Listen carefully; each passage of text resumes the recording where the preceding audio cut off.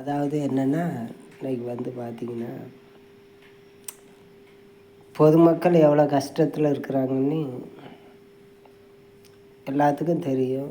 வேதனையாக இருக்கிறாங்க. சிக்னலில் நிறைய பேர் பிச்சை எடுக்கிறாங்க. இதில் வந்து என்னென்னா, இதுவரைக்கும் இல்லாத முதலமைச்சர் மேடை போட்டு வெளிநாடு போகிறத வந்து பெருமையாக பேசிக்கிறாங்க. மனசுக்கு வருத்தமாக இருக்குது. நாங்கள்லாம் எவ்வளோ கஷ்டத்தில் இருக்கிறோம். காலையில் வந்து இன்னொரு வீடியோ போடுறேன் பாருங்கள். எங்கள் இதில் வந்து கிணறு, அது வந்து நாங்கள் வீட்டுக்குள்ளே போக விடாமல் இருக்கிறதுக்கு சேஸ்பி வச்சு கிணறு தோண்டி பல வருத்தங்களை வந்து எங்களுக்கு வந்து படுத்தியிருக்காங்க. இன்றைக்கி மழை, ஒவ்வொரு இதுலேயும் வந்து எங்கள் கஷ்டத்தை வந்து நாங்கள் பகிர்ந்துக்கிறோம்.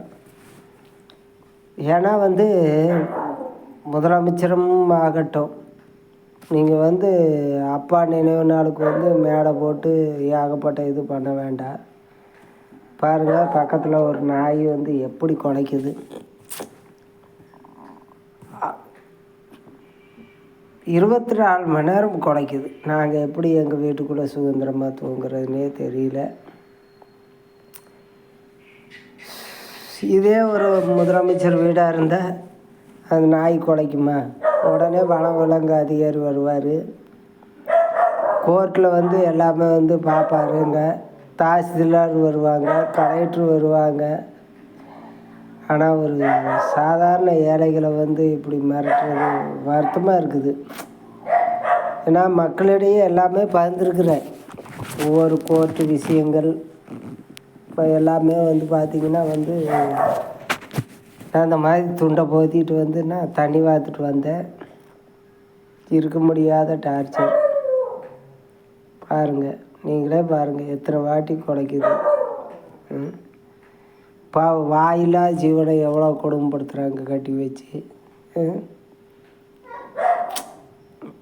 வருத்தமாக இருக்குது. ஏன்னா வந்து இன்றைக்கி பார்த்திங்கன்னா எவனோ என்னமோ பண்ணுறான் அப்படிங்கிறாங்க. நைட்டு 10 மணிக்கு 11 மணிக்கு 12 மணிக்கு எழுந்துச்சி வீடியோ போடுறான்னா ஒருத்தன் கஷ்டத்தில் தான் போடுவான்.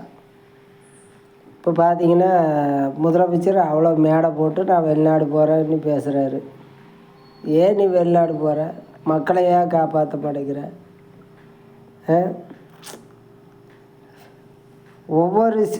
ஒரு முதலமைச்சர் வந்து சரியில்லை அப்படின்னா எந்த கலெக்டர் ஆஃபீஸும் சரி இருக்காது, எம்எல்ஏ அலுவலகம் சரி இருக்காது, காவல்துறையும் சரி இருக்காது, லோக்கல் நீதிமன்றங்களும் சரி இருக்காது.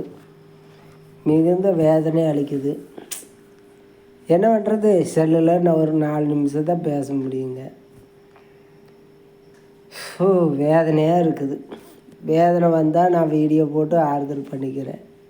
பார்த்திங்கன்னா காலையில் எடுத்து காட்டுறேன். எங்கள் கிணத்துக்குள்ளே வந்து இதே ஒரு கலெக்டர் ஆகட்டும், நீதித்துறை ஆகட்டும், அவங்க இந்த மாதிரி இடத்த பிடிச்சிருந்தாங்கன்னா அப்போவே அந்த அதிகாரிக்கு ஃபோன் போட்டு மிரட்டுவாங்க.